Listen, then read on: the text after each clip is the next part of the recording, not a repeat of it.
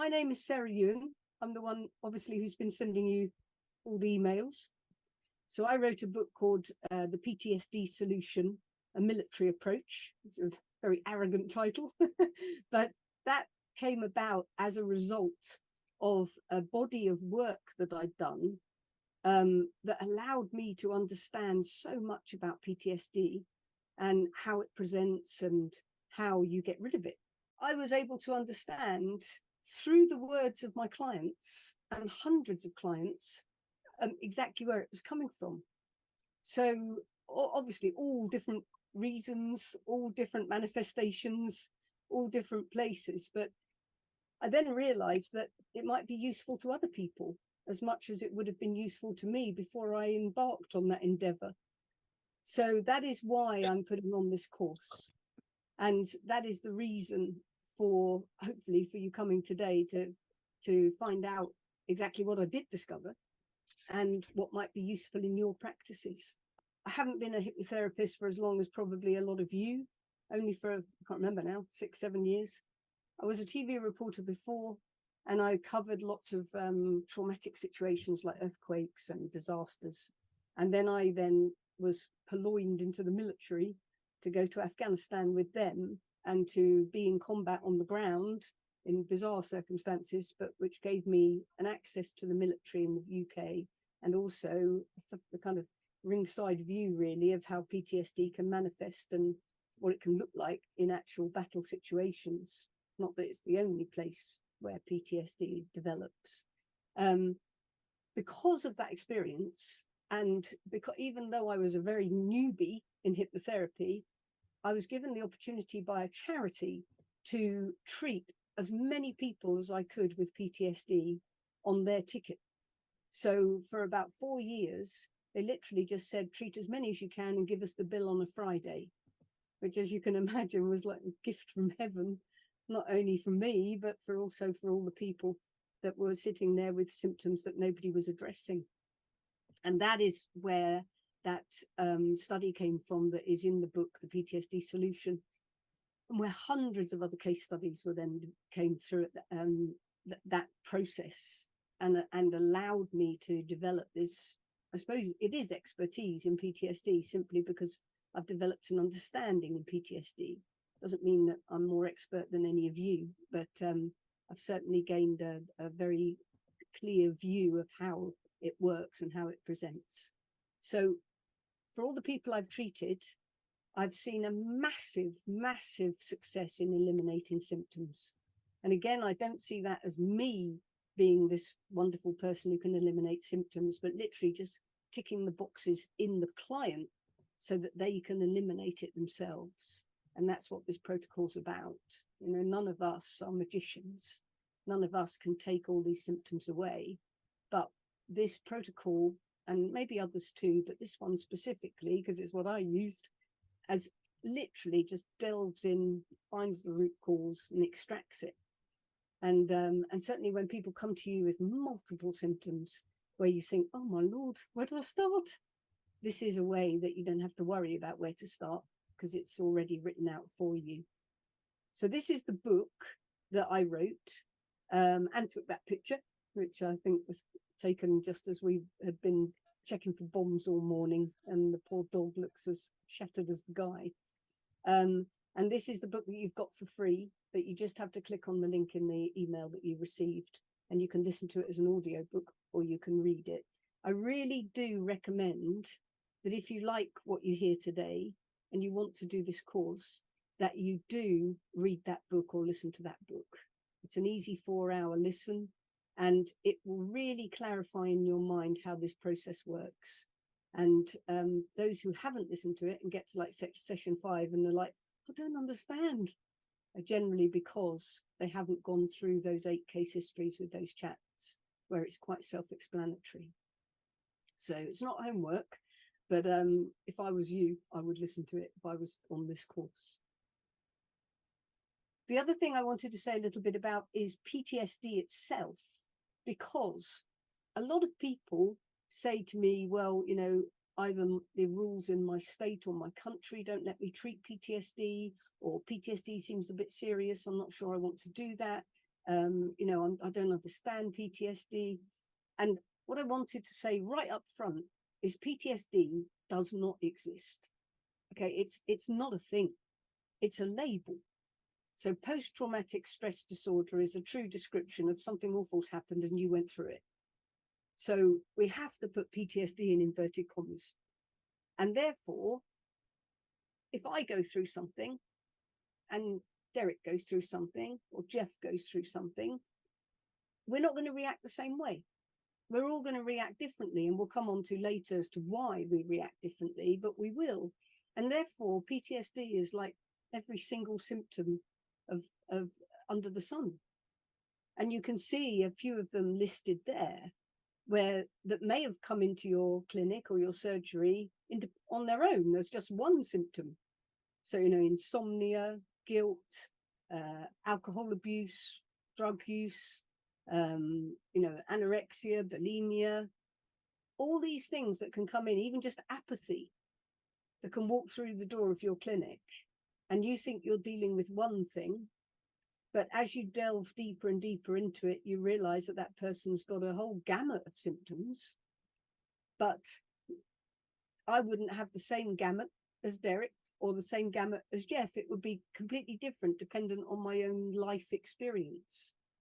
So when someone says to you, oh, I've got PTSD, and you might think, well, you don't look like you've got PTSD to me. You know, you're still upright. You're not having flashbacks. You're not wanting to commit suicide. You know, why would you think you've got PTSD? And the likelihood is because they've got 1, 2, 3, 4, 5, 6 of those symptoms. And the deeper you dig, maybe 10, maybe 15, it's a sliding scale. And I can show you an indication of that sliding scale when somebody might come in and they've got a lack of self-confidence. And you think, oh, I can deal with that. That's no problem. A bit of ego strengthening, digging around a little bit as to why you've got a lack of self-confidence. You know, we can deal with that. But that might just be the tip of the iceberg. And so then as you go up, you think you may get someone come in who's very anxious, very depressed. And again, you wouldn't necessarily recognize it as PTSD, as trauma. You might just recognize that as a personality trait or something that's happened because the person had a horrible experience recently, like, you know, 2 months ago. You might not realize that it's got deep, deep, deep roots down into a major trauma, potentially as a small child, that's just being triggered now by what's happening in the present day. And then you might get someone come in who's got paralysis. Maybe they come in with physical symptoms that have absolutely no explanation, and they've been to a doctor endlessly and they can't find out why, you know, they've got this tremor in their hand or paralysis in their arm, and they have no idea. And you, maybe as a hypnotherapist who's never met that before, or a nurse or a doctor, and you're like, well, I don't understand. I can't imagine why your hand doesn't work, or I can't imagine why you've got no feeling in your leg down one side. And you might think, well, you know, I'm not good enough to deal with that. Sorry, you know, you have to go and find someone else. When actually you are, because that physical symptom can be being caused by a psychological root. And by using a specific type of hypnotherapy, and I'm not trying to teach grandmothers to suck eggs, I know a lot of you will know that, but some people don't know that physical symptoms can be caused by psychological roots. And so the whole cause of this course is to try to show you how serious physical symptoms can be that are actually PTSD. And there may be no psychological symptoms showing at all, only physical ones. I've had people from policemen with grand mal seizures every time they step through the door of a police station. I've had people who, you know, have panic attacks in situations that they don't understand why until they found out the root cause. So this really is a hypnosis that is a deep investigative procedure, but one where it's the person doing the investigating rather than yourself. But you are the facilitator, like the taxi driver, to get them to the point where they can start to look at the symptoms that are facing them and why. And often those reasons are deeply repressed. And that's why you'll hear today that this particular form of hypnosis probably goes against everything that you've been using or have been taught to use, because in general, you know, there's a massive swell of people saying the root cause doesn't matter, you don't have to take them deeply down, you know, 2 sessions and they're done. All these things that we're hearing. And even somebody told me the other day that the Erickson and Ellman were has-beens with a few anecdotes to contribute to the world of hypnotherapy. And I just started laughing. You know, we want to throw away, you know, the baby with the bathwater. There are there's reams and reams and reams of studies and documents showing that it's very important to find the root cause of someone's problems if you want it to go away forever. So a lot of what I'm going to say today is probably very controversial. Up front is going to be very controversial. I'm a pretty leery person, as those who've been on this course before know. I used to be apologetic for being leery. I'm not apologetic anymore. I'm embracing my leeriness. Lots of people, the first question they'll ask, and these clients included, are, what's the difference between PTSD from a military or a police background and a civilian background? My answer to that is nothing. There is no difference. And anyone who read my book already will notice that the problems for every single soldier in that book were coming from childhood. And I believe that in general, everybody's problems come from childhood because that's when we had the least resources. So certainly there is no difference in treating civilian PTSD and military, police, first responder PTSD as far as I'm concerned. What's the difference between CPTSD and PTSD? I believe CPTSD, which the medical profession calls complex PTSD, was created because nobody knew what to do with it.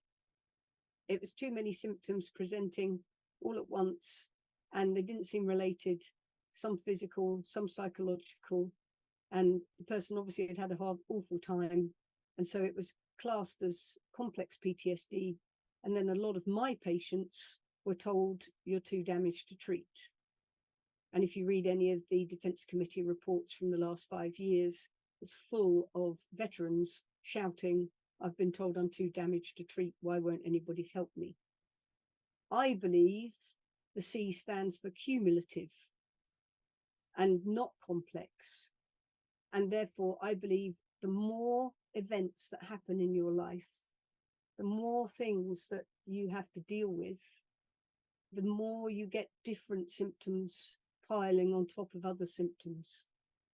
And therefore, if you've been in a situation maybe throughout your childhood where you've had to literally fight for survival, the likelihood is that you are going to have a whole range of symptoms rather than just one particular symptom because you were in a bus crash a year ago.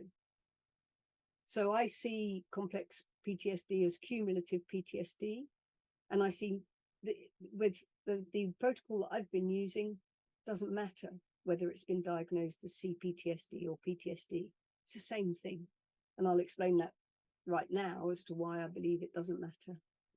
So if you have anything in your mind that thinks, oh, I can't touch CPTSD, or I couldn't go there, it's too complicated for me, then I'm here to tell you that's not true. And I'm going to show you the tools which will allow you to do it. And some people might say, well, I'm not allowed to by law. And my answer to that is, I don't care. Any law that they want to introduce that means I can't treat someone who's hurting, I'll ignore. The cause of PTSD in a military person or a first responder person, the cause is the word I'm using, is not something that happened when they were in a military situation or in battle or in some awful trauma. The cause is almost always something that happened when they were much younger, but what they're experiencing when they go to war or when they go into awful traumatic situations triggers that memory. What would cause fear and anger and upset in a 3-year-old is not what would cause fear in a 40-year-old. So a lot of people who will use this process to go as deeply as possible into their mind to find out what's wrong will find that what is causing these lifelong symptoms was something that if they saw it as a 40-year-old wouldn't bother them at all, like getting lost in a market square or parents screaming at them for something that they didn't do, which can cause stammering or things like this. So more often than not, the cause is not the worst thing. It may be that child, that person was sexually abused from a very young age. It may be neglect. It may be an attempt by the parent to kill the child. It may be very, very serious. But at the same time, on many an occasion, it's not serious at all. But it causes massive problems in that person. And the reason that so many military people and first responders suffer with PTSD is because they're slammed in the face with stressors which would trigger what they felt when they were younger, whereas someone who's working at Carpet Warehouse might not meet those scary situations as often as somebody who's actually in Afghanistan. I will show you this through studies from World War I, World War II, where it was obvious that the cause was not coming from their experience in theatre. And this was something that was realized very, very quickly back in World War I. That was why, George went into battle side by side with Bob. George collapsed with PTSD and Bob managed to fight on for 5 years with no particular issues. Although obviously I imagine when he got home, he probably struggled. But in the beginning, the doctors didn't understand. How could one person go into a huge depression while the other person was still able to keep going forward? So throughout the course of this session today, I'm going to show you why. Fight, flight, and freeze is a reaction to trauma, and depending on which way your body reacts, you will develop certain PTSD symptoms later that relate to the way you reacted. I'll give you an example of, you have 3 brothers who all live in a very aggressive household and with a father who's very violent. And you will have one boy that even if he doesn't actually stand up to his father, he wants to. He knows it's unjust. He absolutely does not accept that this father is violent to him or his brothers. He will probably develop fight reactions and fight symptoms, as in anger and irritation, pain, tension. The second boy might be really fearful, having watched him beat up his brother quite often, and be very, very nervous. And so he will develop flight symptoms, even though he didn't run away at the time, because he couldn't. Where can he go? He's 3 years old. His immediate reaction was fear, not fight. So he will develop anxiety reactions to PTSD, which will be obviously anxiety, nervousness, hypervigilance, and all these fear-related symptoms. And then you'll have the third boy who's grown up in a battle zone, basically, with his 2 elder brothers getting beaten senseless. And maybe the radar doesn't come on him so often because he's the baby. But when it all kicks off in the house, he just withdraws. So he's the freeze. He's just the dissociating one of the family. And he just disappears, pulls himself out of his own body as if he's watching himself in the middle of this awful situation. Those 3 boys will grow into 3 men that have a totally different set of symptoms, which will all be labeled PTSD. And the reason I'm saying this, and you're thinking, how the hell does she know that? Where's her experience? Well, my experience comes from listening to my clients telling me that this is what happened, that this is how they felt in the beginning, this is what they did. And even though the first one did not fight because he couldn't, he wanted to, his spirit was, I'll fight you, even if I can't. There is a problem, I know, with hypnotherapy in terms of credibility. I think we all know that. We've all been on the end of being told that, what we do is woo, and how can it achieve anything, and it doesn't do anything. And we do have a credibility problem, not helped by the fact that people keep naming it other things rather than hypnotherapy. I think if we all just named it hypnotherapy, then we might have a bigger groundswell than when we put other names on it, try and hide that it's hypnotherapy. But the psychiatric industry has a bigger credibility problem than us. And for all of you out there who might have a psychiatric background or nursing background or medical background, I'm probably about to put a lot of backs up, but I don't mind, because I'm going to show you that an awful lot of psychiatrists are equally as adamant that there is a problem in the industry. And the reason I want to start with that now is because we are on the receiving end of what psychiatrists have decided is wrong with the people that appear in our offices. Okay, they come in very often with a diagnosis, and we, because we've kind of been conditioned to grow up believing that doctors and hospitals and everything know best, we will often embrace that diagnosis that they've been given. And we have a Facebook group for all those who've been through this course before. And if I had a dollar for every person that said, will this work with that? Will this work with that? Will this work with that? I wouldn't have to teach this course. I'd be in a mansion somewhere on the beach and 3 miles that way. The reason is that there has been a labeling in the psychiatric industry that has not in any way helped our clients, and truly doesn't help us when people come in and they claim that they've got this wrong with them or that wrong with them, when all they're coming in with is a description of their symptoms. And over the past 8 courses, I've railed against this description of symptoms. I've called it alphabet soup, and I've said it's rubbish and we should take no notice of it. And I've kind of stood alone in the middle of it with no justification to say it at all, but I've just felt it. And then over the course of the hiatus that I just took, I read an awful lot of books and a lot of studies, and I realized I was not alone in my railing against the alphabet soup, and that an awful lot of the psychiatric industry also rail against the alphabet soup. And I think before we even start trying to treat PTSD or any one of the number of letters that might walk into our office, we need to understand where they've come from and why we should ignore it. Okay, and that's a very dramatic statement, but it's in a bid to justify a profession of psychiatry, which I didn't realize really had absolutely no credibility even as much as 50 years ago.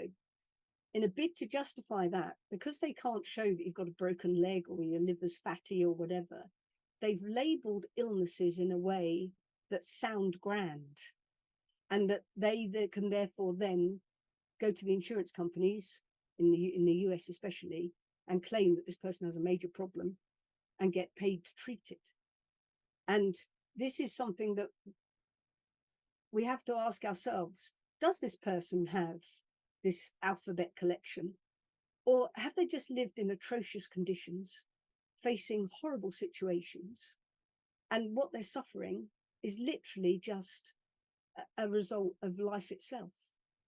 And if it is that they simply have trauma from life itself, why could hypnosis not bring about a cure, when hypnosis allows you to delve deeply inside yourself and find strength and to fight to overcome things that have happened to you?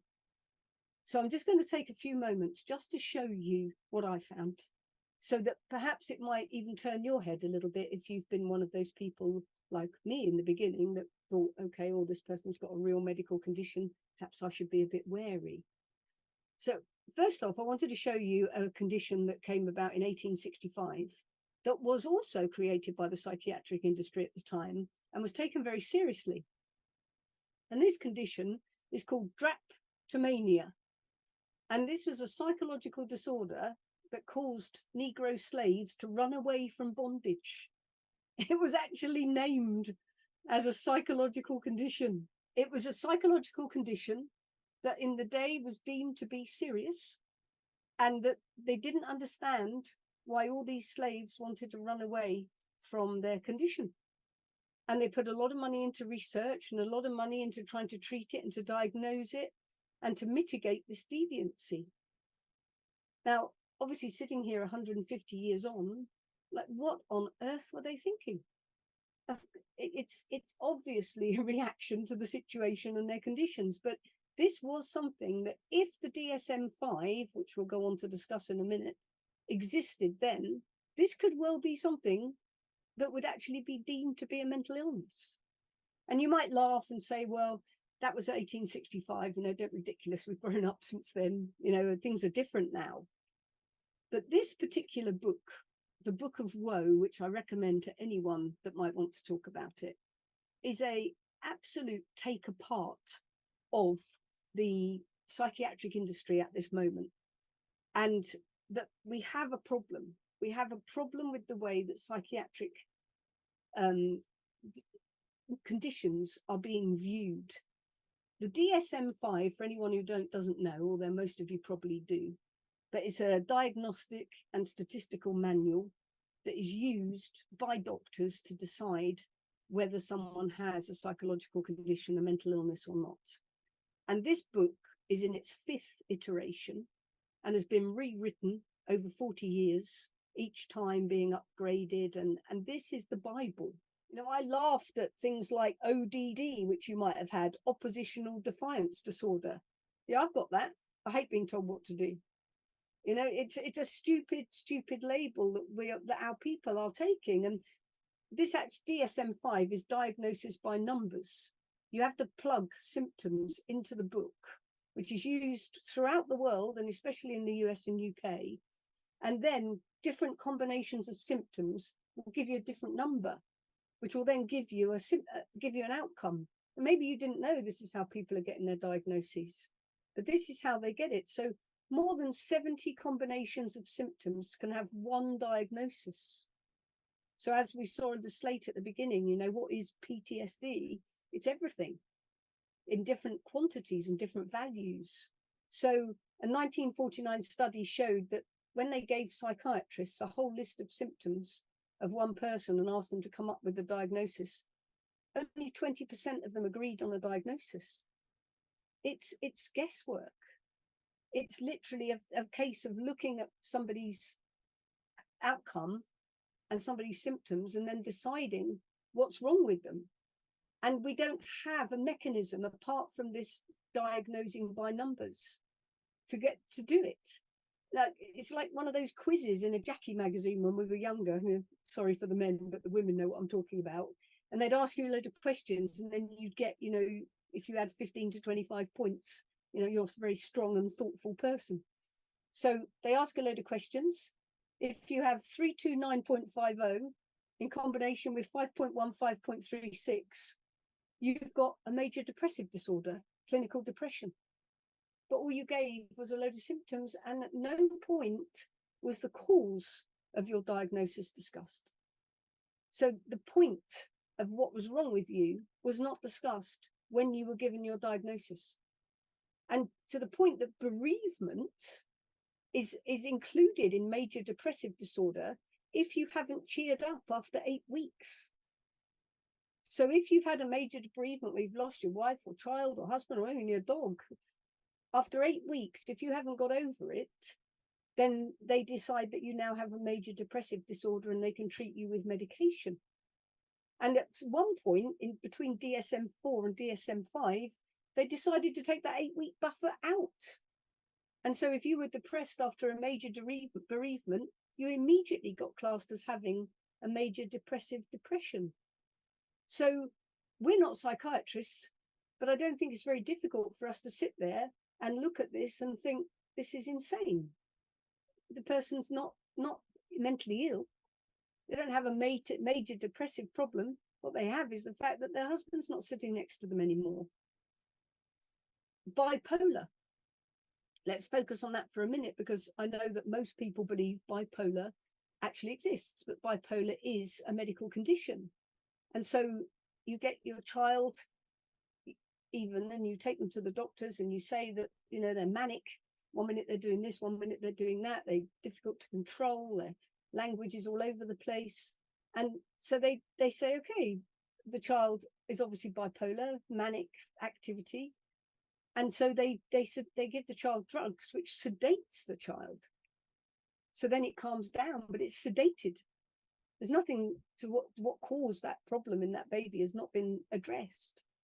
But the minute you sedate him with any of these drugs, you're immediately exposing him to becoming obese, to being listless, can't get up, potentially diabetes, can't concentrate, and he's going to live for a lot less of time, because it was decided by one doctor that bipolar was the reason that this child is ill, when actually the child is probably just reacting to factors in the household. And there are 7 variations of bipolar disorder that maybe you didn't know, that where they have to have either single episodes or multiple episodes. And then there's one right at the end that a doctor can diagnose if it's not otherwise specified and doesn't meet any category. And so you're like, well, okay, so is he bipolar or not? He's not meeting any of the categories, but you're saying, okay, he can meet the categories. So, and then somebody comes to you with a bipolar child or a bipolar teenager and says, you know, would you treat my bipolar teenager? And you're like, well, no, he's obviously medically ill. He's obviously been given a diagnosis and he's bipolar, and therefore I shouldn't touch that. And I know that many hypnotherapists don't want to, because I've seen their comments where they're like, you shouldn't touch bipolar.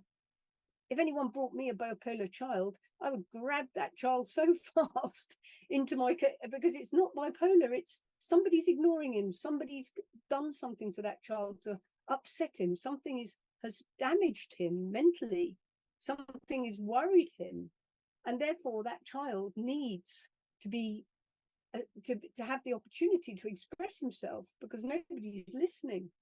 They're just putting drugs into him because they don't care about the cause. And I know this sounds like a one-woman crusade against the big pharma industry, but surely if we have one job, it's to reject madness. And from 1993, after bipolar became a diagnosis, that's how long ago, how short a time ago it was a diagnosis. From 20 to 2003, so 10 years, the number of supposed cases went up 40-fold. And then from 2003 to 2005, diagnoses went up by 73%. And the kids were given antipsychotics, lithium. And the reason that they had to have the bipolar diagnosis is that kids aren't allowed to be given lithium. They can only be given it in dire circumstances. But in the American industry, by being able to diagnose a child with bipolar, they were able then to give the child lithium. A decade before, antipsychotics could only be prescribed if there was absolutely nothing else they could do. But now we've got children who are being told they're bipolar, parents are being told they're bipolar, and then they're embracing it. They're making books about it for the child to understand that he's bipolar, to stigmatize him with it. It says here that, you know, this book, Brandon dismembered his teddy bear. He had a hard time controlling his feelings. The chemicals in his brain are not doing their job right. His feelings are all jumbled up, and he inherited it, potentially through bad parenting. Now, I'm not saying bipolar is always bad parenting. It might be food. It might be something that happened to that child outside the realm of his parents. But if they want to start saying he inherited it, then show us what's wrong chemically in that child's body, and they can't. Therefore, the likelihood is it's emotional trauma, and that's something that we can treat. And if they don't give him a bipolar diagnosis, then Brandon might be said to have any of these alphabet soups: ODD, OBD, TDD, APD. This is all made up, even down to the point of ADHD. You know, as someone said, why not scary impossible child disorder? We've all had one of those at some point. And so we are having sufferers of illnesses that are serious. You know, bipolar is a serious diagnosis that's being inflicted on people simply because it's easier to tell them that than it is to ask them what's wrong. And therefore, when it comes down to who can do the best job with somebody who is obviously emotionally disturbed, potentially it's us. And Freud himself said, you know, we have to stop medicating. And this was in 1920. You know, we have to stop medicating. We can't swallow psychoanalysis by medicine. And that the therapist's job is a completely different role to a doctor. And therefore, it is important that we understand where those things are coming from. This particular book is a very good one, The Myth of Mental Illness. And he said, where the whole book basically says the same thing, which is psychiatrists are taking problems of living and turning them into medical illnesses. And when they come through our door, do we take them seriously? Should we take them seriously? Or should we believe that potentially this is a trauma? This is emotional trauma, trauma being a very big word and covering a huge multitude of possibilities, but something that upsets someone so badly that they feel derailed. I had a little boy who would have been called bipolar, and he was 5, and he was uncontrollable as far as his mother was concerned, and I could see that he was uncontrollable. And I sat with him, and I didn't even hypnotize him because he was only 5. I just sat down and said, you know, what's bothering you? And this was when I learned that children are not children, because some people have heard this story already. But I sat with him and I said, you know, what's the problem? And he said, her. And I said, what, Mum? He said, yes, she's the problem. And I said, okay, well, you know, mums can be annoying, but, you know, what did she do to upset you? And he said, well, she separated me from my love. I had this wonderful love and she sent her away. And so I said, okay. And I said, well, you know, where is she? She's on a mountain, far, far away, holding my heart. And the blood is dripping through her fingers. My blood is dripping through her fingers. And I asked him a few times to close his eyes and picture what he was seeing. And that was one thing. And then I asked him to do it again. And he just said, you know, that we were supposed to be together for the rest of our lives and she destroyed it. And so I said, well, okay, well, you know, thinking, okay, maybe he is an axe murderer. And I said, okay, let's go and ask Mummy in the kitchen about a few of these things. And I went and asked her, you know, did he have a love? And she said, oh, that's his little friend. They went back to France to live. And she is in the mountains, but I didn't even think they got on. They just fought whenever they were together in nursery school. And then she said to him, you know, is she important to you? And this little boy just went into how important this was. And he missed her and he couldn't sleep because he couldn't stop thinking about her and all this. And even just in that one session, and he had been through psychiatrists for a year, even in that one session where he realized that Mummy understood and got it and said, why don't we call her? You know, let's give her a call and have a chat with her and no problem. And we can go to France and see her when we go on holiday. That the whole family dynamic changed and he became the easiest, loveliest, most loving little boy you could imagine. Before he'd been biting his sister and attacking his sister, and now he'd hold her and play with her. And somebody had diagnosed him as bipolar. And from then on, everything was fine. I mean, you've probably had clients like this, but I had a client recently where when he was born, his father was very distant. Father said to his mother openly, you look after the baby, I'll look after myself. And she stayed with him somehow. And the baby grew up being very ignored. And she got a sister. And so then the tiny time he had with his mother was cut in half. He went up through several incidents. His dog died, his hamster died, you know, things that would really upset him. Grandma died, grandpa died. Got to 18. And by now, he had a pathological hatred of his father. He hated his mother for not dealing with any of the situations. He felt totally alienated. He gets sent away to boarding school. He's in boarding school where he flips, essentially, and he's homicidal towards his parents. And he's saying, you know, I'm going to kill him. So they call the doctors in because obviously this is serious. No one's noticed for 17 years it was serious. They just thought he was an obstructive little boy. So the doctors get called in and say, oh my God, he's homicidal. Put him on antipsychotics quickly, lithium him to hell to get him down. And then he was sent home from school. He couldn't go there anymore. So he's now home with his parents on heavy antipsychotics. And then they come to me and say, can you do something with him? And I said, yes, I can. And we start talking. The boy's very intelligent, very smart, fully understands his emotions, knows exactly why he went nuts at 17. And he's being drugged to hell. So slowly he comes off his drugs by himself. I don't tell him to take him off his drugs, but he'll say, oh, I took one less this week and I feel fine. There's nothing wrong. And we did hypnotherapy, where he went into hypnotherapy and he saw this angry demon inside of him. And he said, I always thought I had a demon in me, but I realized it's me. I am the demon. I'm so angry. And we were doing so well. And then suddenly there's a call from the mother saying, how dare you? And he's 25 now, in bed, can't get out of bed, 25 stone, absolutely, desperate. And she said, how dare you say that he can even stop his medication? Because obviously she's petrified he's going to kill her if she stops the medication. And I said, well, he's in a better place, a much better place. Talk to him.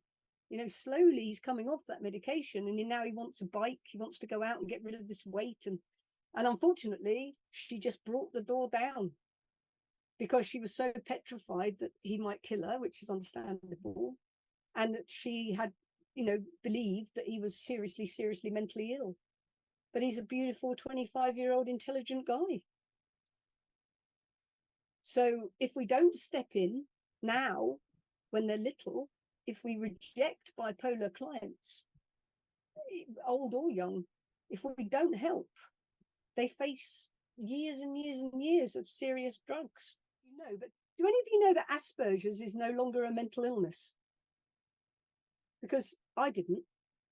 But apparently Asperger's doesn't exist in the psychiatric journals anymore. They took it out. In 1994, it was decided that kids had Asperger's for certain symptoms. But they've now taken it out because they don't believe it is a psychiatric illness anymore. And now the most serious cases of Asperger's are just being lumped in with autism. The problem that there's a huge number of groups that, when people were a bit odd, maybe through extreme intelligence, maybe through trauma, but Asperger's is a sliding scale like PTSD. And when people were deemed to be Asperger's, they kind of grabbed it as an explanation as to why they were different. And so there's whole groups all over the world who are called Aspies. And when they decided that they were going to do away with this and not diagnose it anymore, because they've come to the conclusion that, people are just different, and that there's a very fine line. One doctor said to me once, there's a very fine line between being Asperger's and just being male. I'm sorry to all the men here, but obviously he felt that an awful lot of men don't engage with emotion, and therefore they could be deemed as being Asperger's. And so they took it out. And now you've got a situation where a whole bank of people feel disenfranchised from their diagnosis, because having that diagnosis validated the way they are. And now they've removed the diagnosis, and actually probably a lot of them, certainly on the lower ends of the so-called spectrum, are just very intelligent people. And I'm not putting down anyone with autism. I've seen autism. I've seen triplets go down after vaccination to autism. I've seen children highly overwhelmed, and I do understand. I don't know what autism is. I'm not sure any of us do, but I fully understand the difference. And some of you may have autistic children and be very aware of the difference, but we have to understand the difference. Like if you have an autistic child, I'm sure you're very aware of the difficulties in that child's life. But to then start telling 18-year-old that he's late onset autism, when that was quite obviously trauma, is totally not helpful. And so we are looking at a sliding scale of mental illnesses that potentially do exist, potentially don't exist, and the psychiatrists themselves know that it's all over the place. So I wanted to just give you an exercise so that you would understand how the GP deals with something when it comes in his door and what he has to read to do it. So if you've got a pen and paper, it's just a couple of lines, few lines, imagine you're a GP or an MD, and you get a woman come in and she's called Alice. Okay, you don't have to write it down. You might have great memory, but she's called Alice. She's 17. She lives with her single mother because her father left when she was 3. She feels sad all the time. She's failing at school. She's binge eating. And now she's got digestive issues. She's worried about everything. She's worried she's got a heart problem because it keeps beating too hard. And she's got no energy. Okay, so just skipping back through those quickly because I said it quickly. She's 17, lives with her single mother. Father left when she was 3. She's sad, failing at school, binge eating, no energy, and she's worried about her heart because it's beating too fast, so she's really scared. Okay, so you're the GP and somebody has come in saying that, and you have to reach for your DSM-5 and you have to decide which of these 2 conditions she has. So just take a moment to read those 2 conditions and see if you can put her in one of those.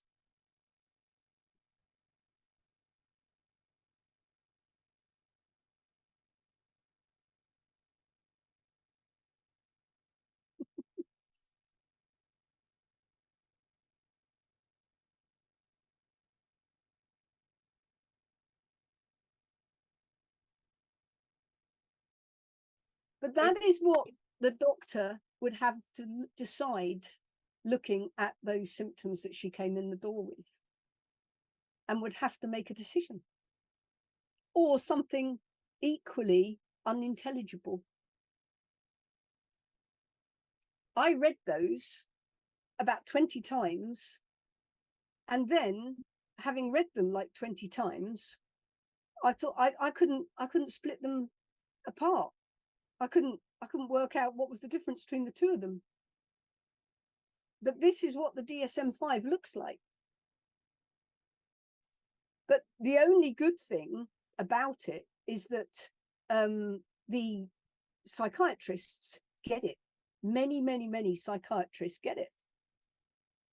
This guy wrote the DSM-1 and insists that the whole thing is just bullshit. And he's not the only one. So he said they're all fictive placeholders and there's no definition, even though he wrote the book. This guy, Carl Menninger, said that you've got to stop worrying about brain disturbances or quasi-medical diseases, and it's man in transaction with his universe, which obviously I think we would definitely agree with. And then Robert Spitzer, who wrote DSM-2, and there's been 5, said, I just didn't know what to do with all their messiness. I didn't know what the hell to do. And this is like a leading psychiatrist responsible for writing the manual that every doctor is supposed to follow. And this isn't just, you know, the psychiatrist down the road. This is somebody who is involved in diagnosing exactly what's wrong with people. And there was a study in Manhattan for 10 years in the 50s to 60s. And they looked at 2,000 Manhattanites, and they decided that 85% of them had a mental illness. Now, we all know, they're a bit mad in New York, but not that mad. And the criteria that they used were criteria that perhaps is something that we just have in everyday life towards different situations. The people didn't have to have all 6, just 1 or 2. But are 85% of us slightly mentally ill? Potentially. I have my moments. I'm sure you have your moments. when things go awry and we just start screaming and lay on the floor like a teenager. So, what are we treating? What are we treating? Are we treating that something that can be quantified? We've all seen these pictures. We've all seen these pictures of, this is the depressed person, this is the non-depressed person. You can see it, it's in the brain, it's obvious. But the first MRIs, when they first came out and were deemed, amazing, they're just measuring where the oxygen's going around the brain. And we know that when you're depressed, you close in. I'm sure some of you have been depressed. I've certainly been depressed. And your whole body just closes in, and you're only using the smallest amount of yourself to keep going forward. So why wouldn't the brain do the same? And isn't the pictures that we see just an example of where you've managed to convince that person that they do have the resources to pick life back up and carry on and start to use all the different parts again? And also hypnotherapy and the very breath work of hypnotherapy, what is that doing in terms of moving oxygen around the brain? I believe that in everything that we treat, everybody who walks through our door, does not matter what they come in with in terms of a acronym or an alphabet soup. What they're coming in with is emotional trauma. And I don't think there's one of us sitting here today who would be too scared to treat emotional trauma. I think they've lost something, whether it's a person, whether it's a thing in their life, whether it's something they hugely valued. Loss creates physical and psychological symptoms. And if you go down into every single person who walks in your door, they're going to come in the door with some level of loss.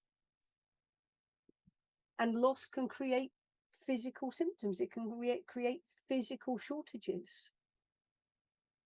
I'm not sure if you're aware of the vicious circle of serotonin, but the vicious circle of serotonin is created in the gut mainly. It does come in a few other places, but in general, it's inside your intestines and it seeps out of your intestines.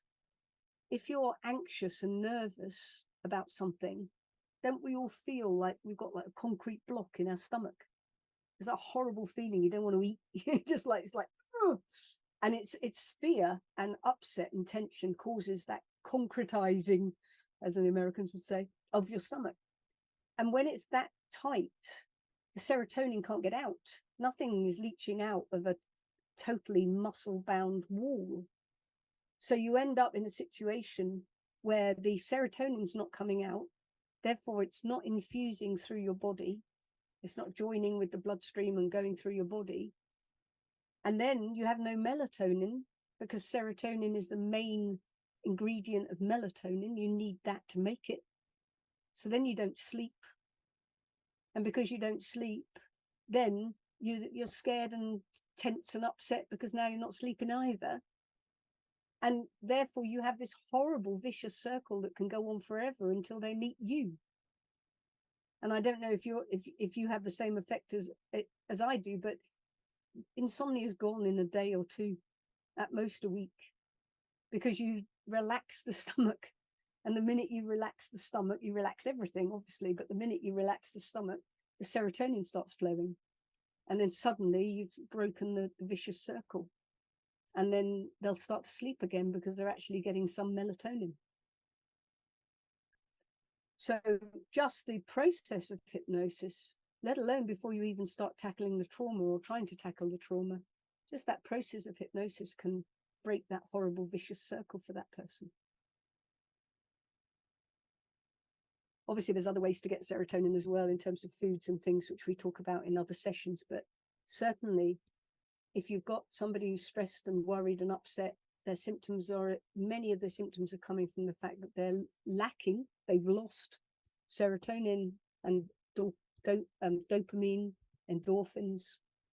I didn't know that lack of dopamine was a real cause of Parkinson's until recently. But these are essential chemicals that, if nothing else, we can get them flowing. I've come to the conclusion that PTSD is physics. And I've come to the conclusion that if we are a walnut we are pretty tough on the outside in general, especially if you've been through quite a bit. You build this shell that you put around you, the facade. You act a certain way on the outside, but on the inside, you're about as soft, malleable and breakable as the inside of a walnut. And I suppose it's interesting that the walnut looks just like a brain. And so we use this shell as protection against whatever might happen to us. And even when you have a tiny baby, like 6 months old, who goes through something awful, that baby is able to build enough of a protection, even if it's dissociation out of its body, if something awful's happening, it builds enough of a protection to keep for survival. And I see everything that comes at that walnut like a paving slab. And if that paving slab was to wang in and smack into that walnut, it's going to crack it.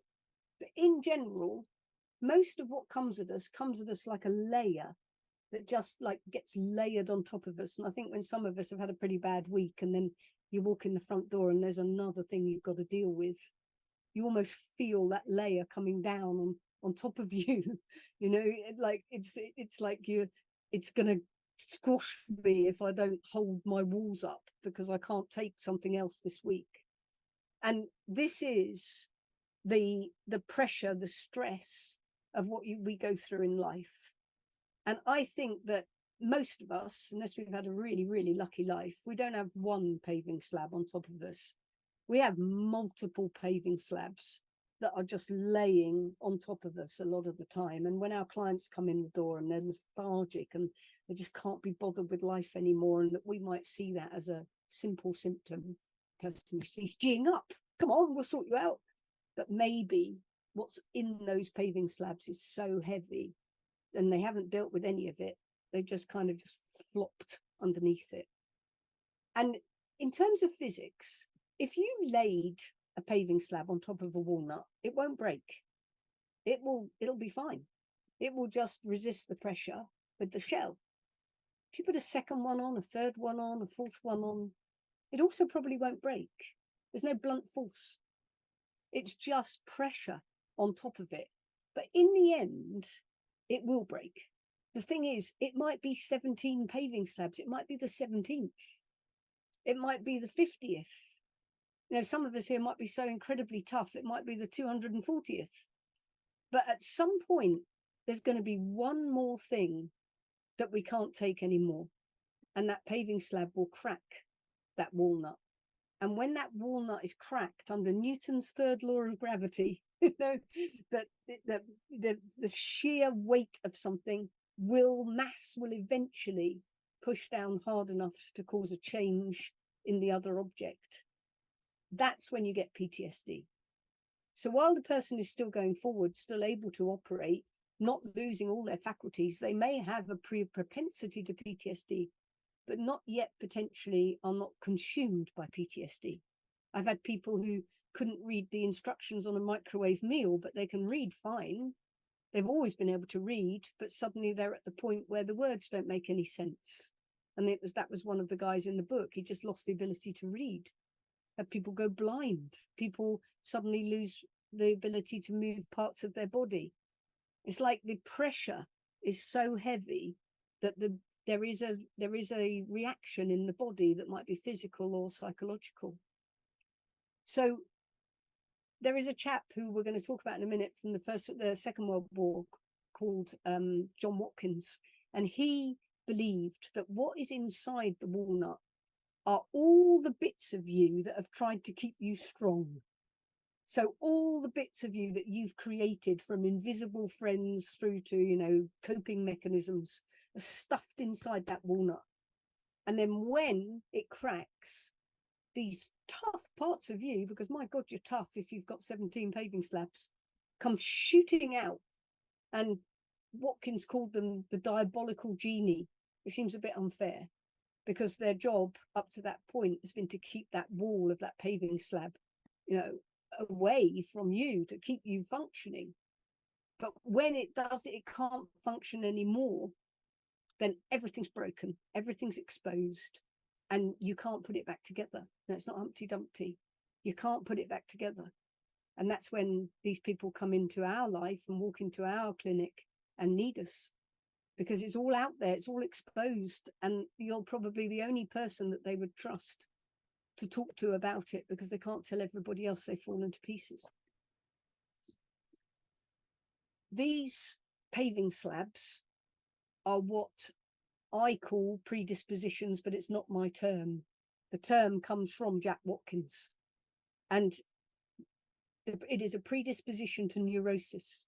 So the minute you've got one paving slab, you're on the route to a potential neurosis. If you've got 17, you're closer. Got 240, my God, you're tough as boots, but don't think that 241 isn't going to crack that walnut. And these predispositions are potentially not what you expect. So again, predisposition. The reason I've written it like that is when somebody walks into my clinic, I can just see that across their forehead. You know, I'm looking for the predisposition. The predisposition is the root cause. And that something happened right in the beginning to cause that first paving slab, to cause that first weakness. And then from that moment on, it was always a possibility that there was going to be problems later in life. And here's a little example of what those predispositions mean and what they are. And they might not be what you expect. And they weren't what I expected when I started this crazy magical journey. So certain things like asthma. Why is asthma a predisposition to PTSD? Well, the reason is, and there are many doctors who call asthma the crying syndrome. And the reason is that if you listen to somebody with asthma, there's two reasons. If you listen to someone with asthma, it often sounds like someone crying. If they're trying to catch their breath, they'll go, and it does sound like someone crying. So you'd think, okay, well, you know, maybe there's some relationship there. I don't think I get it. But their belief is that if a child has a propensity to a physical asthma, whenever there's an asthma attack, everybody panics. Everybody's running around going, quick, get the inhaler, child's going to die, quick. And you get rushed into hospital if it's the first time it's ever happened. And everybody's panicking because obviously it's serious. Everything's shutting up, everything's closing down. We've got to act fast. If you have this happen enough times, that child is scared. And over the course of its life, it now has a propensity to be scared when traumatic situations happen. So I've had a lot of people come in who have gone back to situations in their hypnosis where they were having an asthma attack and they're feeling immense fear because of what was going on around them. And then what happens later is they walk into a fearful situation. Body remembers what happens when there's fear. You know, the throat closes up. And so trauma itself can become a vicious circle where the trauma is closing the throat down. And it's not actually something physical at that point. It's now something psychological. So asthma can be something that can hugely benefit from hypnosis because you can go back and find the cure. Postnatal depression. Why would a child of a mother who had postnatal depression be predisposed to PTSD? Well, because the mother was the food source when that baby was born. And primevally, the baby needed the mother to eat and to look after it and take care of it. If the mother's withdrawn and suffering depressive issues of her own, the baby is like in limbo. Doesn't know if it's going to pick him up and sort out its dinner. Doesn't know if it's going to get fed. Doesn't know why there's no love coming towards it, no feeling of security. So postnatal depression and premature birth are not something any of us can help. But if you have a premature birth and the baby's whipped away and put in an incubator straight away from its mother, and then every time anybody deals with it, basically they're coming in and sticking needles in it, then you have a child and then an adult that can have a real problem with PTSD symptoms, whether it's dissociation, whether it's fear, whether it's a heart problem, all these things that can happen as a result of fear from being undefended, really, at your most vulnerable.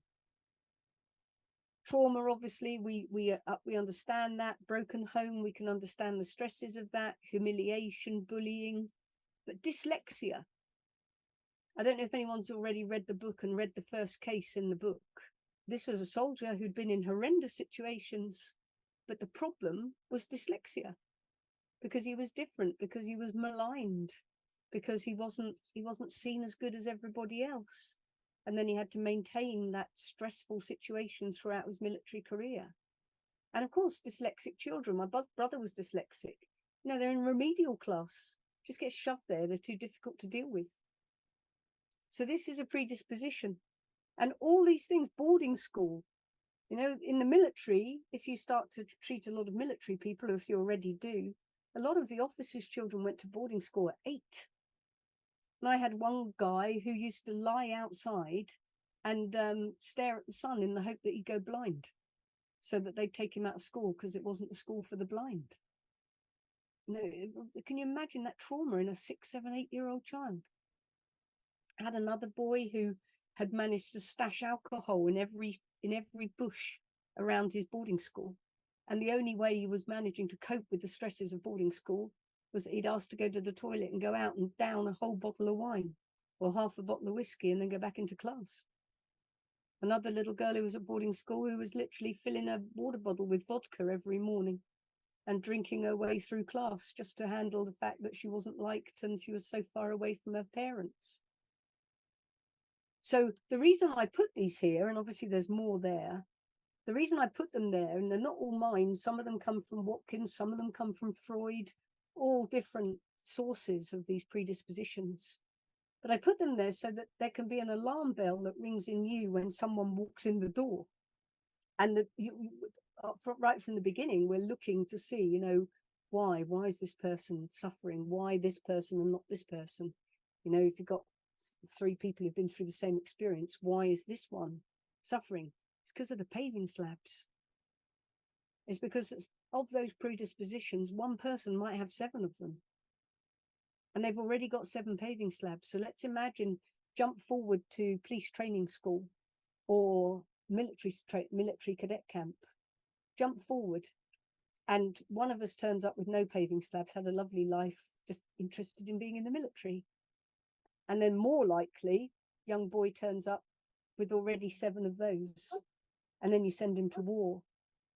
Who's most likely to crack? And that's an interesting question. And I've asked it before, so some of you will know the answer to what I'm going to say, but others won't. Who is the most resilient?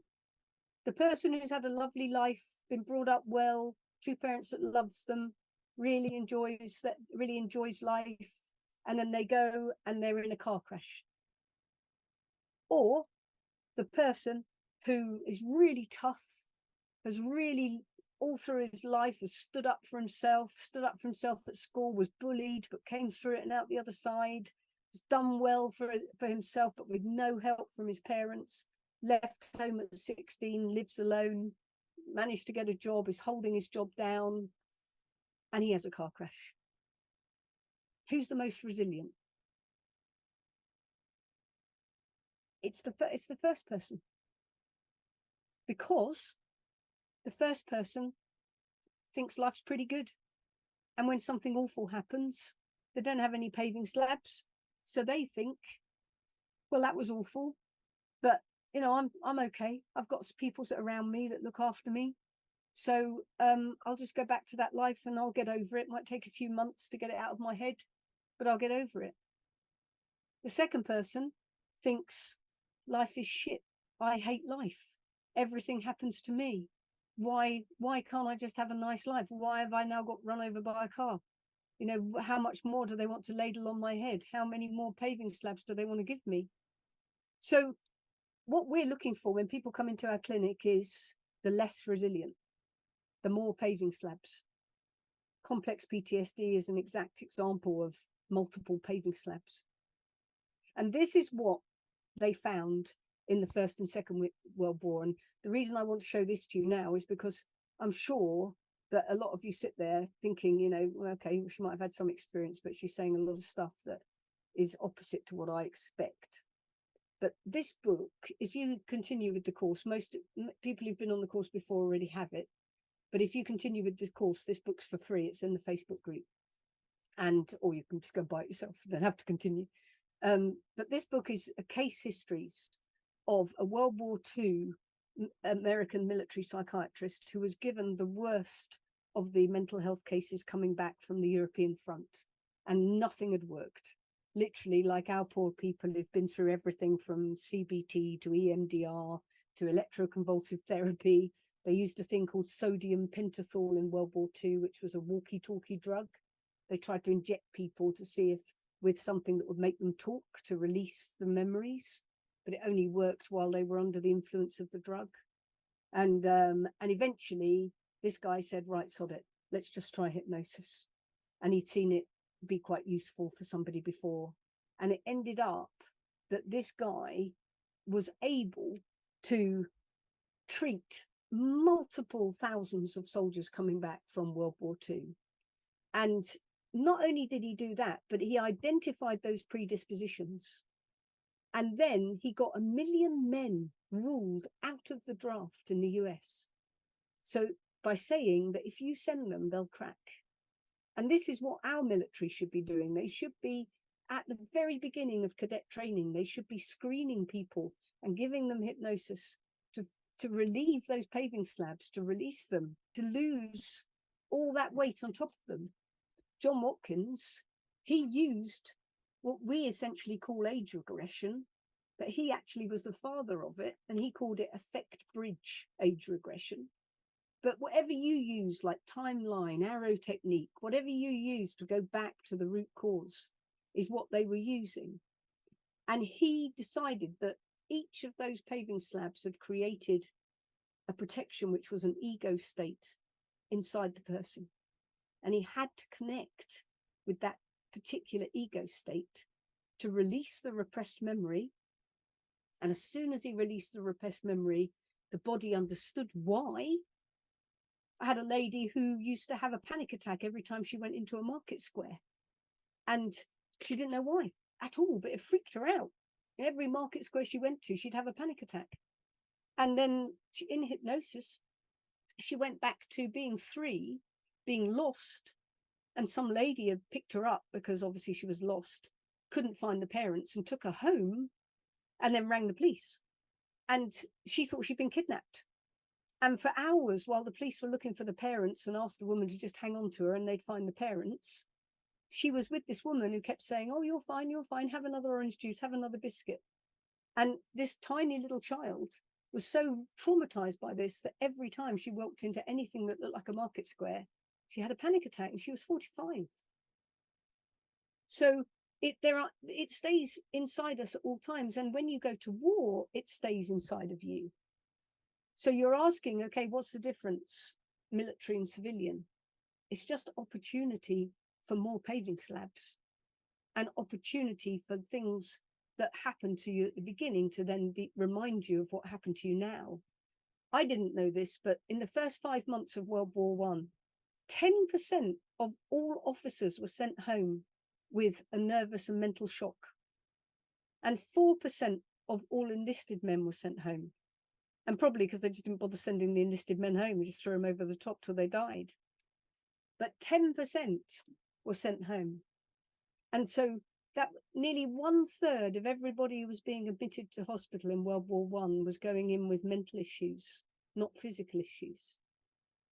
And I read that when we went to war in World War I, that we were kind of going off with horses, as we know, and cutlasses, swords. And then we met this barrage of artillery from the Germans, who had this sophisticated, extremely violent machinery and war weapons. And we weren't used to that. We weren't expecting that. Now, it seems unlikely that we wouldn't have expected it, but maybe the men didn't. So when the people were coming back, they were coming back with blindness, mutism, paralysis, stammering, catatonia, but what they called unexplained. I mean, looking back 100 years, we might have thought, yeah, it's not unexplained, but they didn't understand it. That's how young psychiatry is, 100 years. If you think we stab in the dark, You know, they really were stabbing in the dark. That one doctor even believed that they obviously were physically damaged by a molecular disruption. That as the bombs and bullets went past, it was doing something inside them that was damaging them. Didn't think that it was mental. And so they were also saying that, you know, should men be disciplined for going home with these strange mental illnesses? It's impossible to believe that they would even think that, but there was a discussion as to whether they'd be disciplined or whether they should be allowed to have medical attention. So Dr. Arthur Hurst has done a film, he did a film rather, in 1916, of which he called War Neuroses, and he used hypnotherapy to deal with them. He took men in and gave them 2 hours of hypnotherapy, and in 2 hours he was curing deep, serious issues of shell shock. That's the power that you have in your hands right now, and hopefully I'll give you a few more to be able to deal with this. And if you want to watch that movie, just join the Facebook group, which I'll put on at the end for this course, and the film is in there and you can watch it. It's in the timeline. But unbelievable changes in people in just a couple of hours. And so why would we worry about the psychiatric industry when they weren't? They were just trying anything they could, and hypnosis was one of them. It does beg the question, why aren't we using it now if we've used it all the way through 2 world wars? I won't go into that, probably get into difficulty. But after the Battle of the Somme, 24,000 men were sent home with serious nervous shell shock. And they were all treated with hypnosis. Some were treated, I believe some went to hospitals with electroconvulsive shock therapy, but it didn't work. And so they ended up being pushed through these hospitals that were using hypnosis. And it was seen that it was an incredibly useful way to eliminate shell shock in people. And they explained it. Hypnotic treatment, when used with skill and discretion and discrimination, can treat shell shock in acute and chronic stages, which I've seen too. People have come to me, 20 years of PTSD can be gone in a couple of weeks. So it can be acute or chronic. And basically, they were taking repressed memories, bringing them to the surface, and then the minute they did that, basically the minute that they went, it's this, it all vanished, and they could go back to the front line. But in Passchendaele in 1917, so 1 year later, they didn't bring anyone back because they said it was too expensive. They'd spent so much money treating the people from the Somme that they left everybody either in theatre 10 miles back to give them a little bit of R&R and then put them back in, or they just left them in the trenches and then they died. So they knew that they could put them right, but obviously there was a cost involved, and they just left them there. So there is a way to treat PTSD, and it's you. It is hypnosis, and they know it. I tell you, whenever I mention to the military that I use hypnosis for, for PTSD, there's a look in their eyes that they know it. They know they could be doing this and they're not doing it. Why? Maybe they're getting kickbacks on drugs. I don't know. Anybody, there's a field marshal at the moment in land headquarters, and his secretary, but she's not a secretary, she's a military officer herself, but she is his assistant. And she was cured of PTSD using hypnotherapy. And she told him, and he said, we're not doing it. So whether they're using hypnotherapy for nefarious means, I don't know. They certainly have that look about them when I mention it. But they absolutely won't go down this line, even though there's a history of it, both from World War I and World War II. Dissociation is the problem. This is the freeze mentality, but obviously the other parts of hypnosis come into play. But you're trying to remove yourself from the body because you can't deal with the trauma. They knew that you had to release the repressed memory.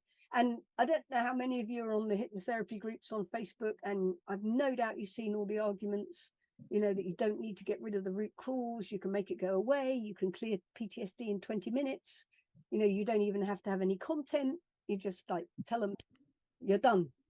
Well, I don't think it's possible. maybe it is. Maybe you can clear it permanently. But for me, I believe that insight is required, and it doesn't always come. And I do believe that it rests in childhood. And that William Brown, the doctor that was mentioned there, he detected a connection between extreme fear of explosives and childhood terrors. And he found that that was the case in more than 3,000 shell shock patients. So I've no reason to doubt that. John Watkins found the same. I've found the same. My book finds the same. Maybe other books that you've read find the same. And Dr. Brown was restoring 70% of his shell shock patients back to work in 2 weeks. So obviously that wasn't 2 hours of therapy. No doubt they worked on them for the whole 2 weeks. So nearer what we would be doing in terms of therapy. But he got them back in the trenches. He did note they couldn't stay in there for as long as somebody else. Once there was a slight damage, they might go back for a year and then they might go down again. Now, so obviously it's not a complete fix. But if you don't put that person back in the same situation, I suppose it's like taking somebody out of a domestic abuse situation, and you build up their confidence, build up their abilities, build up their self-esteem, and they're okay. But if they went back to another partner who then proceeded to hurt them again, then they're not going to be totally fortressed against it, but probably strong enough to walk away this time, rather than try to help the other person to the point they stop it. So one of the things about PTSD, I think, is that it's a normal reaction to not being able to do anything. And at Craig Lockout Hospital in Scotland, which was the centre for the PTSD treatment, they said, if people can do something to get away from it or to react to it, retaliate to it, they probably won't develop PTSD. But if you can't get away, if you're trapped and restricted, then the body goes into a state of fear. And that fear is what reverberates through their life in terms of PTSD symptoms. And I suppose that's like anything, if you can do something to help others or to help yourself in a traumatic situation, you will not suffer as badly as if you've been trapped under the rubble, for instance. So these things all are very self-apparent. There's a quick case history here. That also, this comes from William Brown and from a great book called Soldiers Don't Go Mad. If you wanted to pick it up, I just picked it up over Christmas. It's brilliant. But young soldier stuck in no man's land, being bombed, can't get out. Finally, they get him. They bring him back. He goes to pieces. Not unlikely. In therapy, it wasn't the bombing in the shell scrapes that got him. It was the fact that he'd nearly drowned when he was 3, and that he'd been in a situation where he was helpless and he couldn't get out, just like he was in that shell, in that ditch. And therefore, when he was put in a situation where he was stuck in no man's land, all that fear from being 3, all that scaredness, all that worry was what made him go to pieces. And by bringing him back to that point and in regression, him understanding that had happened and how he'd felt when it happened, the shell shock symptoms vanished. That's why there's no difference between civilian and military PTSD. And if you were to even imagine living with an abusive partner or abusive parent for 15 years, where every moment of the day you didn't know if you were going to be in danger, what's the difference? When you look at police PTSD and military PTSD, military go off somewhere, there's machine guns ranged at you, bombs ranged at you, it's horrendous. But the policeman who for 20 years walks around Manchester and could be jumped on at any moment or shot at any moment, or could have a dreadful situation that he has to deal with at any moment, what's the difference? There isn't any. So we can't have a graded scale of PTSD in terms of importance, because we don't know what that first incident was. And we don't know what impact that first incident will have on those people. I'll give you a really silly example. but it wasn't silly to this lady. And it was a lady that believed she hated her family, really disliked them, didn't like any of them. And she alienated herself from the family over the years. But it bothered her. It bothered her that she didn't like them. And she was convinced something must have happened in her childhood that had turned her against them. And so she came to me for hypnosis, and she wanted to go back, and we went down into regression. And I did the regression then. I did the regression down the corridor. You know, you go down the corridor and you open the door, and behind that door is what's wrong. And I took her down the corridor, and she opened the door. And I don't speak to my clients in hypnosis, so she was seeing it all in her mind. I'll explain that later. But when she came out, she was like, that was it. That's what was wrong. And it was in that room. And the way she said it was quite terrifying. And I was quite scared of what she was going to say.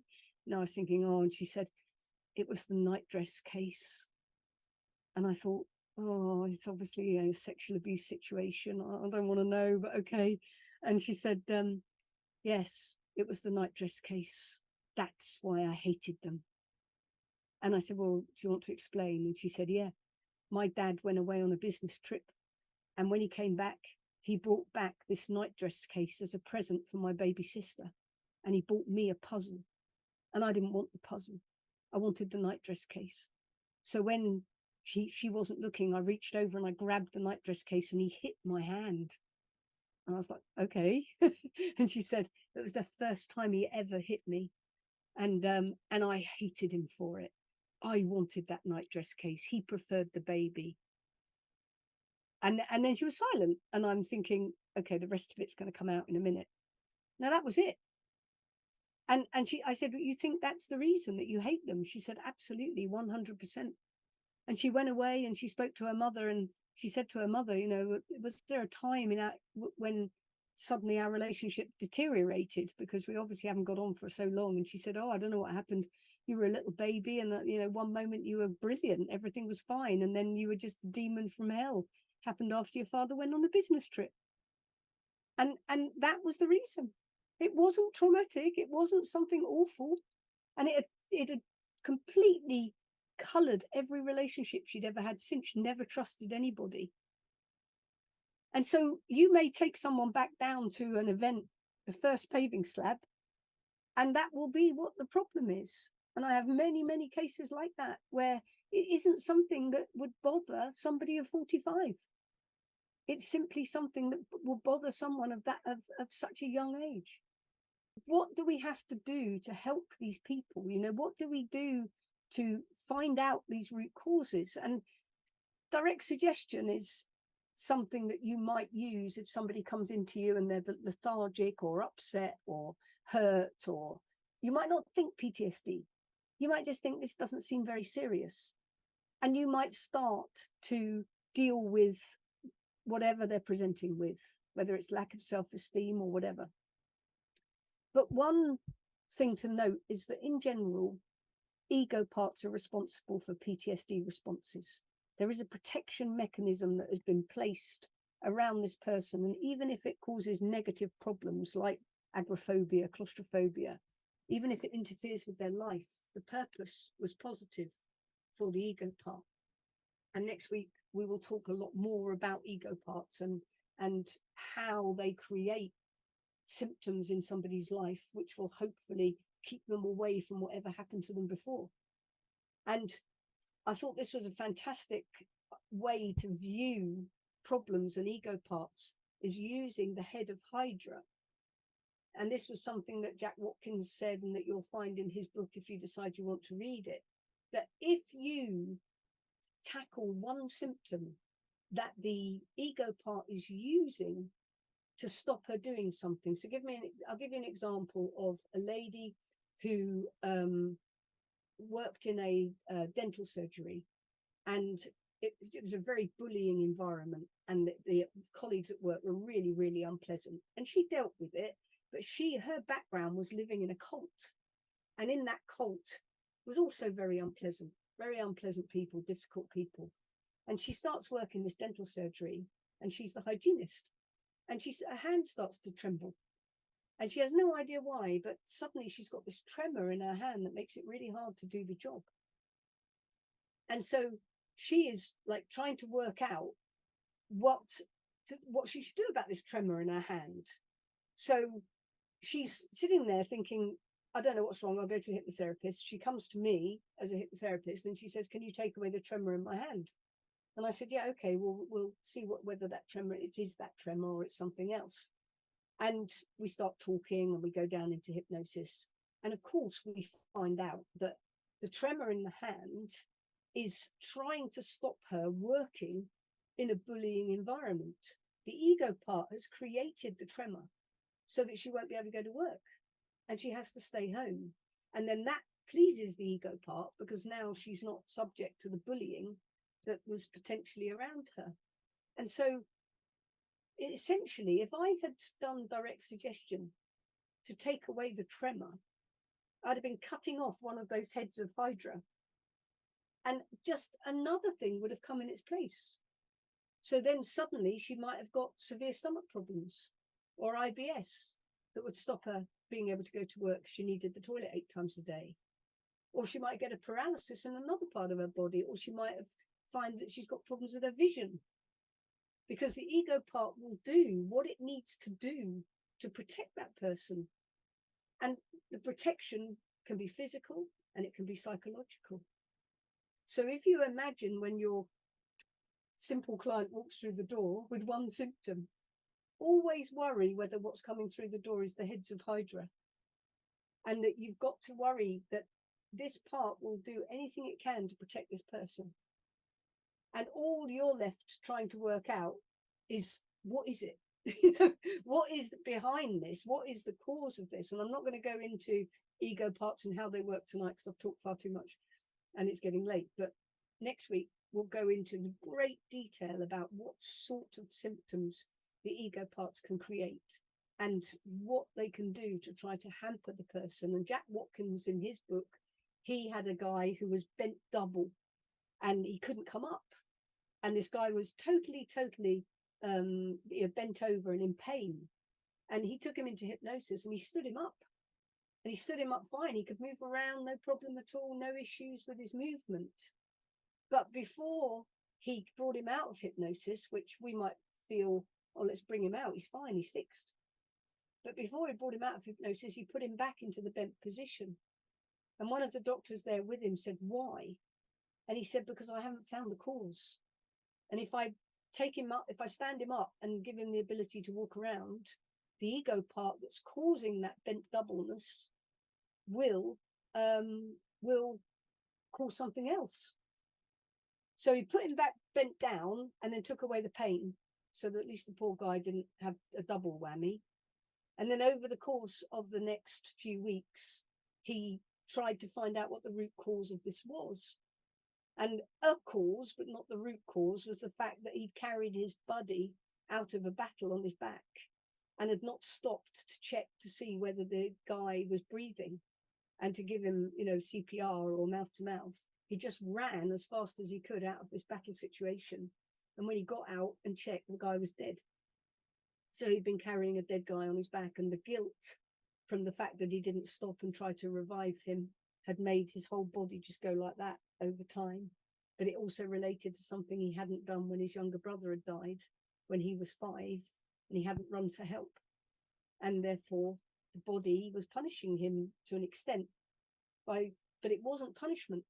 It was, there's a problem in your life. You need to know what it is. You must pay attention. And then we walk around most of the time with our fingers in our ears going blah, blah, blah, la, la, la, la. I don't want to deal with anything from the past. So his body made him, doubled him over so that he would have to deal with it. And just before we leave, there's a very interesting point about that story that I've just remembered, is that he gave the guy a date as to when his body would tell him what was wrong. Apparently he worked with this guy for about 6 or 7 weeks and was not getting anywhere, apart from the fact that he'd had this issue with the guy that he'd carried, but he was sure it was something to do with childhood. And so he decided that the way to try and break the deadlock, and this might be useful for you, for other people, was to tell the guy that there would be a date when he would know. And he'd set, 3 weeks on Thursday. And then all the way through, he was saying, on 3 weeks on Thursday, your body's going to tell you what it is. And then they went into the session 3 weeks on Thursday, and the body told him everything. So it's quite interesting that you could give the ego part advance notice that it's got time to process, but it wants to know. And he said he's used that quite a few times after that for anybody who was particularly resistant to hypnosis. As part of this course, what we're creating here is an army of people who know how to deal with PTSD. This is my plan, my master plan, because so many people walk into any sort of therapist and they're so complicated and so broken. And when they walk into this therapist, there's a great tendency for the therapist to say, "I'm sorry, you're too complex for me, I can't help you." And I want to create a portal where people with these PTSD symptoms know that whoever they contact on that portal will understand what they're going through. And so I'm creating something called Catch PTSD, and those who've already been on the course know this. And on that portal, which will be free to list, it is simply, I would like a place like that BetterHelp portal in the States, where anybody with PTSD can go in, and anybody that they fall on will know what to do with PTSD. So it may be too early for you to consider it, given that we've only had a couple of hours today, but just so that you know that it exists, it's building. It's got a couple more weeks before I can put everyone on it, but it's building out now. It is international, it's worldwide. And we might only go live with about 100 people on it, but it's 100 people who know how to deal with PTSD. And what an amazing task. And then my job will be to market it like mad worldwide so that you get clients coming to you from it. But I'm going to do a podcast series and blogs and interviews and appear on other people's podcasts, and huge military hit, huge police hit. But the aim of this, and the reason it's so cheap, it's only $50 for the whole course, or £50, €50, is to try to create that army of people who know what they're doing and understand. If you join the Facebook group, then by joining the course, you get access to this Facebook group where there's nearly 200 people who are already using this and are talking about how they're using it and what results they're getting and what problems they're facing. And it's like a peer mentor network. And I go in there all the time and answer what I can answer as well. So we want to be a movement helping people who are the most damaged and the most hurt. But we know just from the work in the World War I and II, and from our own work, that we can fix PTSD quickly. The original brief therapy. And there's nothing to hold back except the enthusiasm of the hypnotherapist. If you want to join from next week, for the Eddie case history, please read it and then maybe listen to the video that goes with it if you haven't read it already, because it just shows the themes and in the symptoms, and it shows you how there's a recurring set of events, like that guy in the shell scrape, going back to the drowning. Eddie was also subject to a drowning, and then everything that happened when he was in the police force was constantly pointing him back like a great big neon arrow. Like it's here, it's over here. I mean, hypnosis in many ways is a pantomime. They come in and what's wrong with them is written in neon on their forehead. But maybe it's not the right light, so you can't see it. But it's there, it's written in neon. And 6 weeks later, you'll think, it was, I should have seen the neon. And so when they come in and they tell you what's wrong, and they're saying the same thing over and over again, like Eddie was, it truly is like the pantomime dame saying it's over there, it's over there.